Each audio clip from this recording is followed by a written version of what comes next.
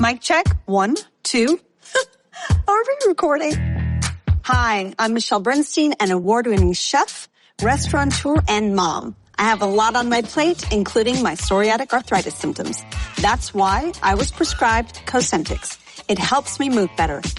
Cosentyx secukinumab is prescribed for people 2 years of age and older with active psoriatic arthritis. Don't use if you're allergic to Cosentyx. Before starting, get checked for tuberculosis. An increased risk of infections and lowered ability to fight them may occur, like tuberculosis or other serious bacterial, fungal, or viral infections. Some were fatal. Tell your doctor if you have an infection or symptoms like fevers, sweats, chills, muscle aches, or cough, had a vaccine or plan to, or if inflammatory bowel disease symptoms develop or worsen. Serious allergic reactions and severe eczema-like skin reactions may occur. Learn more at 1-844-COSENTYX or Cosentyx.com. Ask your rheumatologist about Cosentyx. This is the Roger Stone Show on 77 WABC. A man who's gone through hell, but he's kept going, and he's smart, and he's strong, and people love him. Not everybody, but people love him and respect him. Roger Stone. Now, here's Roger Stone. Welcome back. This is the Roger Stone Show, and you're here at 77 WABC. I really strongly urge you to go to the 77 WABC radio app and download the program to make sure that you don't miss any of the amazing programming here at 77 WABC.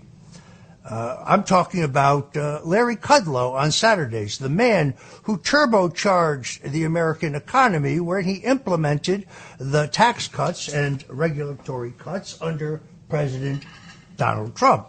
Or the queen of gossip, Cindy Adams, my good friend Dominic Carter, who I heard clash with Congressman Anthony Weiner yesterday on Anthony Weiner's program In the Middle, an epic confrontation.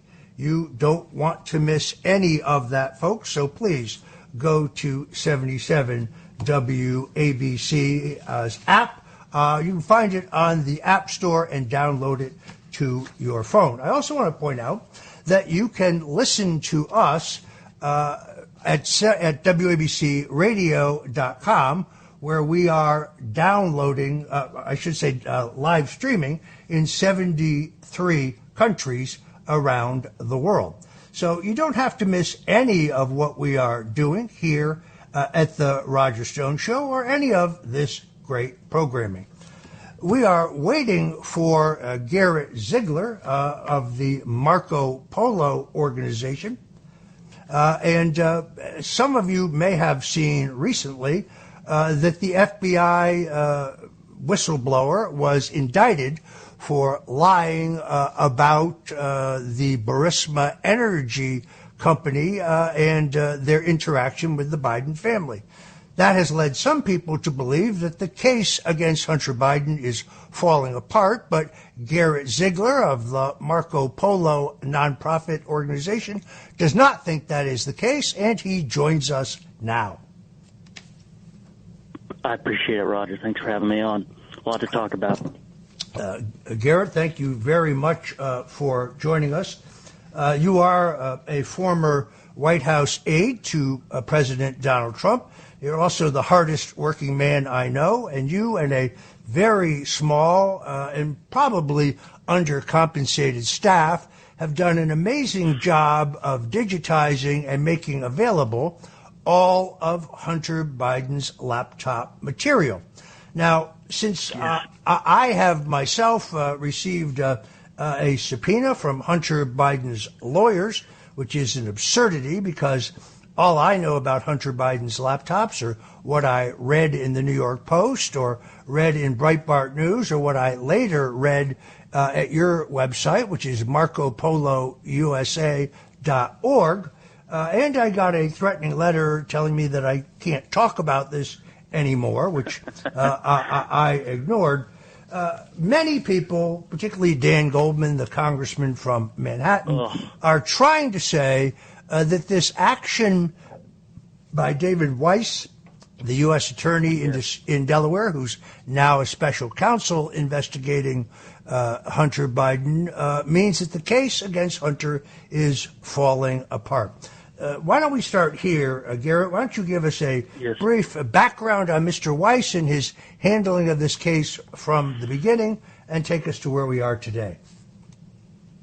Yes, so I think that we'll start with the very first fact, which is that Hunter Biden served on the board of a Cypriot-domiciled Ukrainian-based energy company, Burisma. A lot of people know that.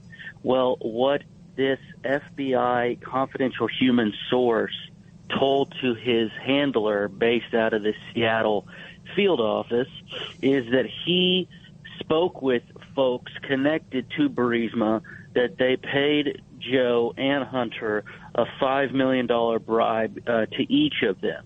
And so what Weiss, who, like you said, is now the special counsel, along with Derek Hines and Leo Weiss, they have indicted this confidential human source, a rat, if you want to use that term, for statements that he made to feds during normal routine conversations. And again, the background is this man has been paid, for sure, we know this for a fact, since 2010, and he's been paid, the exact dollar amount has not been put in court documents, but it's hundreds of thousands of dollars. And so this is a very atypical indictment. Everybody needs to realize that very rarely do they indict CHSs, and even more rarely do they put all of the information about the confidential human source in the indictments. And so they indicted him in the same district that they indicted Hunter, the Central District of California. And over the past 10 days, like you said, Dan Goldman and Jamie Raskin have been on the airwaves saying that this throws cold water on the entire debacle, on the entire Biden shakedown. And the fact of the matter is that is simply not the case. The case against Smirnoff, the CHS, is about his statements to feds. It says nothing about the underlying action of Joe withholding $1 billion in taxpayer loan guarantees via the IMF to Burisma for the firing of Victor Shokin. So there's really a couple of chains in the allegations. It doesn't get back to the actual conduct at hand, which is during the fall of 2015, there was an interagency memo that basically signed off on Shokin's performance, that he was doing a good job cleaning up to the best degree that he could in Ukraine, the Prosecutor General's office, and then randomly and seemingly out of the blue in late November, Joey reverses the U.S. government's position, even though we have paper, again, saying that the interagency concurred with it. And then we have audio messages that were calls basically released between Poroshenko and Joey and Poroshenko and John Kerry, showing how they conditioned that $1 billion. So, again, this indictment doesn't go to that underlying conduct. What it says the confidential human source lied about, and again, it's an allegation, and they can indict a paper bag, is that he wasn't where he said he was when he said he was to the handler, right? So he said he was at Vienna at a certain time, and that's where he spoke with Zlochevsky, the CEO of the company, or the owner of the company, really. He wasn't the CEO, but he was the top dog. He was the mini Gark, as they called him. That he wasn't in Vienna at that time when he recounted that conversation with Zlochevsky, and then he wasn't at another place. And so what this gets at is it's basically a match made in heaven for Dan Goldman. Because he's a sophist, he's able to convince the public that the underlying allegations are untrue, when in fact it's a 1001 and a 1517 violation that they're getting him on. You know about 18 U.S.C. 1001 because it's what they got Mike Flynn on, which is basically they get you in a room without an attorney and they say that you lied to them. And it's ridiculous. And so there's those two counts. It's just a 2-count indictment. And I know for those listening that was a long background, but this is a rushing river of a saga. And if you're going to be jumping in midstream, it goes to the heart of the matter, which is, did Joe change U.S. policy to get rid of Viktor Shokin? And, you know, what's convenient, I don't think this is brought up very much, Roger. What's convenient is that Joey always has plausible deniability because he can say that he wanted Shokin gone for a myriad of reasons, even though he can say that it was the U.S. government's position, which we know, again, was not the case at the time. He reversed it. It doesn't have to be the case that he exclusively fired him for Burisma's benefit. We know that he did because he said it on tape, and we have the emails, the internal email traffic from Vadim Pizarski to Hunter Biden asking him to weigh in with his father on this. But there's always some plausible deniability baked in. And, again, this is going to be fascinating to see what they do to Smirnov. I've never been more disappointed in a U.S. magistrate judge than I was this week. The magistrate judge in the District of Nevada basically stood down and let the district court judge rearrest Smirnov. So Smirnov gets arrested at the Harry Reid International Airport. It kills me to even say that that's the airport's name. But the big airport in Vegas, last week, I think it was on February 13th, when Smirnov flew in, he gets arrested. He has a detention hearing in the District of Nevada. He hires some, high-powered attorneys. He gets released, and then, Roger, 15 hours later, when he's at his attorney's office, he gets rearrested. So there's multiple storylines here in that David Weiss, his special counsel, really doesn't want this guy out on the street for some reason. And, I think they got a tiger by the tail now. This trial, if it goes to that, will be absolutely fascinating because Smirnov will be able to and his attorneys will be able to go into exactly what did Zlochevsky say and try to prove his innocence. Correct me if I'm wrong, but Mr. Weiss, before he was the special counsel, but when he was charged with investigating Hunter Biden in his role as the U.S. attorney, a number of the more onerous potential charges against Hunter Biden lapse under the statute of limitations, no? That is exactly right. I look at it as basically, if you're on a grading scale, A, B, and C, what Hunter is being charged with in the Central District are really the B grade crimes, the tax crimes. What David Weiss, who is singularly responsible for this, it's an entire fiasco.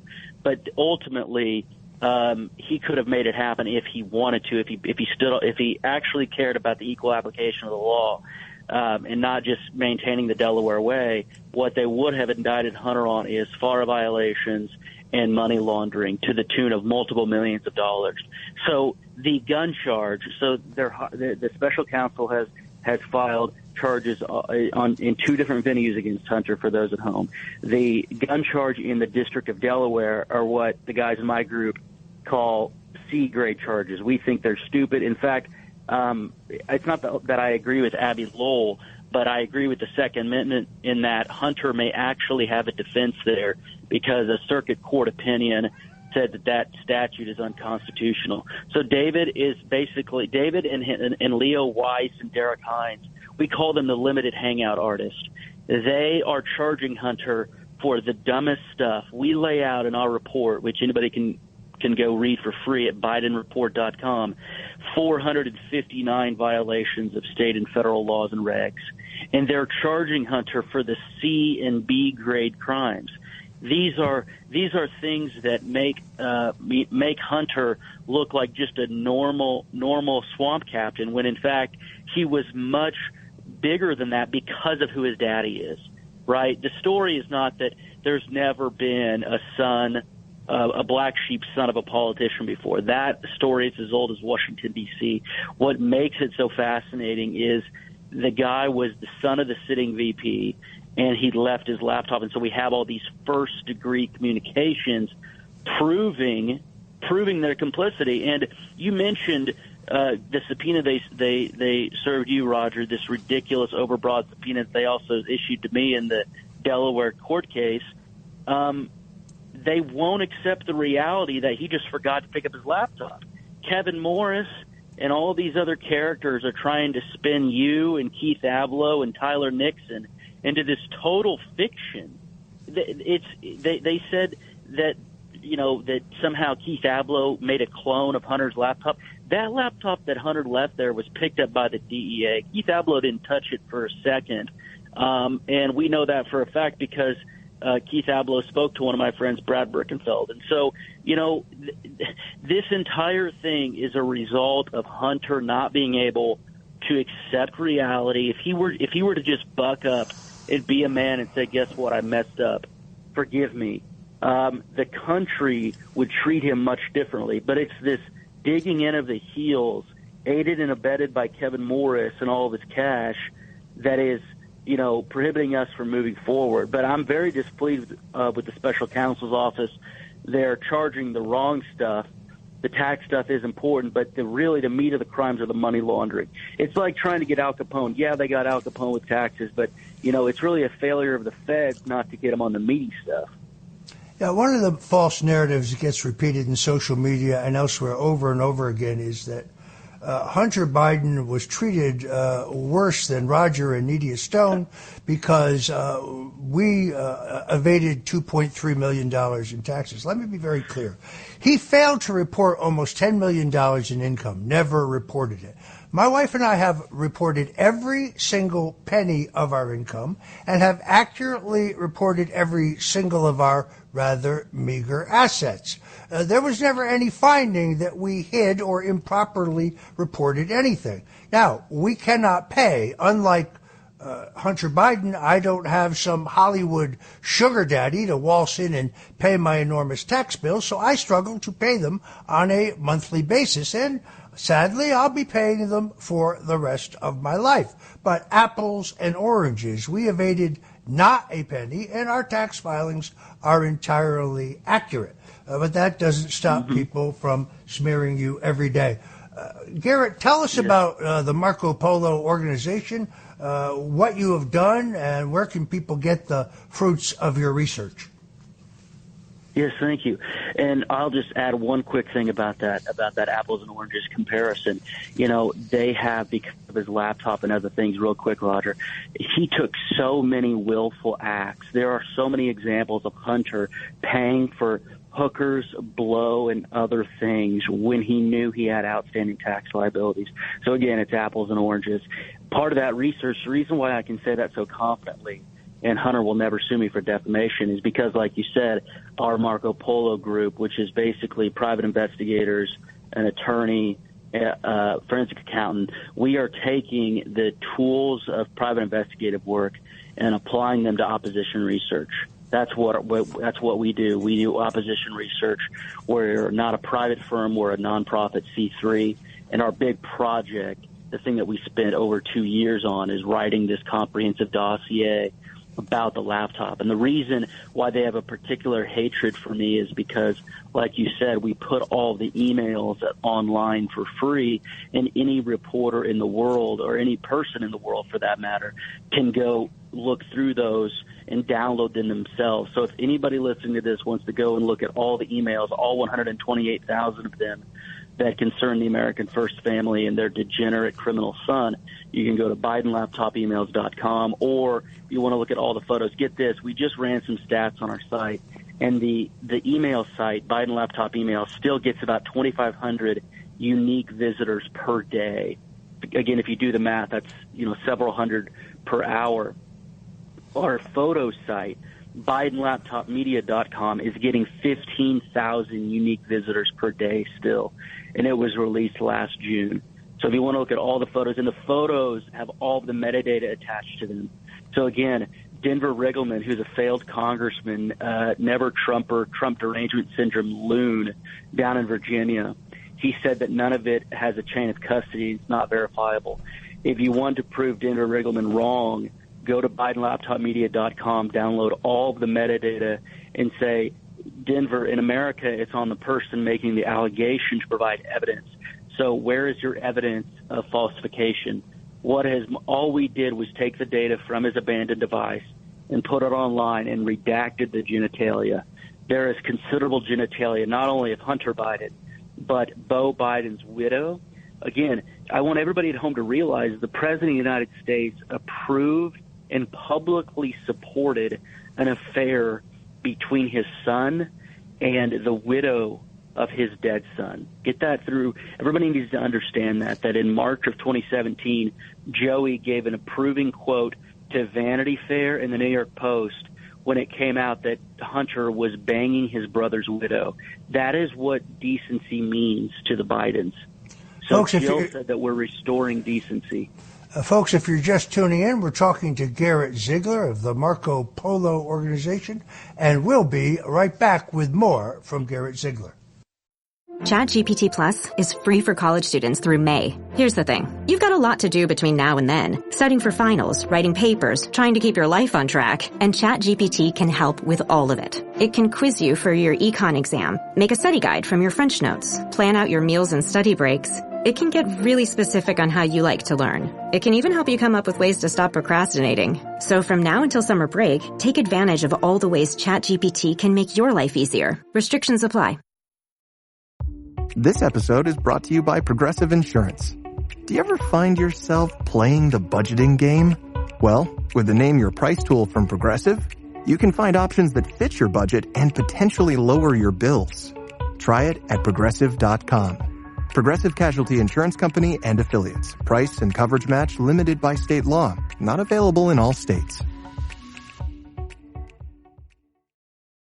Richard Nixon. Well, I'm not a crook. Ronald Reagan. Tear down this wall. George W. Bush. I can hear you.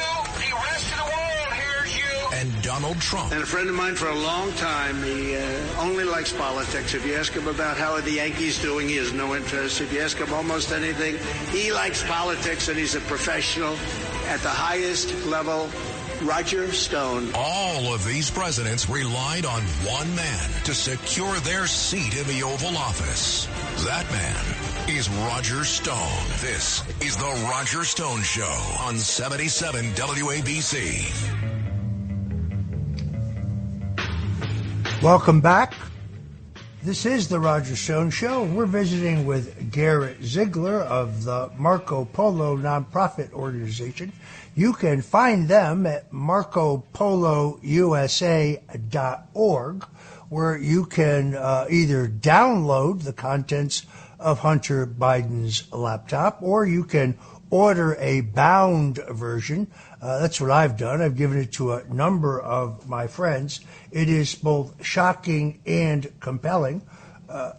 Garrett and his team have meticulously footnoted the laptop contents so that you can understand who the various players are and what they have done. As he points out, the X-rated sections have been blurred, so you have to worry about having this around the house where kids might see it. Garrett, how would you rate the House Oversight Committee, the House committees charged with investigating the Biden crime family? Well, I must preface this with my parents and the people in my life have always called me an 80-year-old curmudgeon in a 30-year-old's body. So I'm a pretty tough grader. I would say 4 out of 10 for the Oversight Committee. They've definitely done more than Republicans have in the past, more than the Benghazi debacle, where, again, I'm not really a fan of Trey Gowdy, where it was just basically, in my opinion, a swing and a whiff. So I think it's a 4 out of 10. I think that the testimony, remember, this is a great time to be talking, Roger, because Hunter is going to be coming into the Congress on Wednesday. His testimony's on Wednesday. I'll be there in Washington, not in the room, but I'll be doing some interviews during that. We'll see how that plays out. They had Uncle Jimmy, the mobster, who even dressed like one, last Wednesday. We've talked about Jimmy before on your program. So I think that it's a 4 out of 10 right now, but again, the test is not over. The test is whether they're going to be getting to people closer to Joe.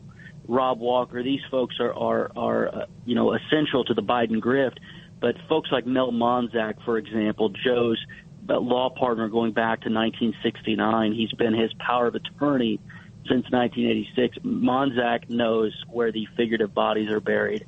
And, of course, Hunter does. So I think this is going to be a critical month. We'll see how articulate the GOP is responding to the professional sophists like Goldman and Raskin. I'm glad you brought up Goldman. He's a particular thorn in our side, not because he's all that effective, but because he has no shame. He and Weissman go on, and they are literally the spawn of Satan with regard to the Bidens. Almost everything they say is a lie. Every single line, meaning they think, like we talked about at the top, the Republicans, and I'm trying to get back to your question, the Republicans have to be very clear. This indictment of Smirnov is about what he told feds. It is not about the underlying reality of Joey withholding the aid on the condition that Shokin is getting fired. That's not what this indictment is about. And so if the Republicans are smart enough and have enough articulatable abilities to be able to do that, it'll be fine. But if they let that DHS informant, a 1001 indictment, throw cold water on this we have years of evidence, not just for Ukraine, but remember, this allegation of Smirnov, I want everybody to remember, it doesn't touch on Romania. Remember, Joey was talking about restoring, non-corrupt actors in Romania. At the very same time, his son was getting paid $1 million by a real estate tycoon named Gabriel Popoviciu over there, trying to overturn his bribery case. And Louis Freeh, who Hunter called a close friend who wanted to go into business with Joey after his VP term, was their main partner. So this thing with Smirnov doesn't touch on any other countries but the Ukraine, where there's a cornucopia of sin and a cornucopia of money laundering. And it's not just with Ukraine. It's with Kazakhstan, Romania, China. Kevin Morris, like you said, the Hollywood sugar daddy. Kevin Morris now owns the 10% share of the Chinese equity fund that Hunter Biden had. So this whole idea of divesting, Hunter just gave it to a sugar brother. He didn't even sell it. All Morris did was assume the debt. So now Morris has a 10% stake of BHR, which according to a liberal economist at the University of Chicago is valued anywhere between $6 to $20 million, Roger. And that was in 2019 money. So depending on what their balance sheet looks like right now, Kevin Morris could own a $10 million asset, and that alone could pay for all of the liquid cash that, and I should disclose to your audience that Kevin Morris has sued us and lost in court over doxing because we figured out his plane's tail number, and we figured out that Kevin Morris paid for Hunter Biden to fly on a private jet to a child support hearing to reduce his payments. So, again, everybody in America should know that Joe wants his son to reduce child support payments and then took a private jet to that hearing. It is stuff that even Tom Wolfe couldn't even muster up in his best novel writing days. It's absolute scum. All right. Unfortunately, we are out of time. Let me thank my guest, Garrett Ziegler. You can go to MarcoPoloUSA.org to order your very own copy of Hunter Biden's laptop or to download the fruits of his research right there. Garrett, thank you so much for joining us on The Roger Stone Show. Thank you very much for giving me the venue. Godspeed.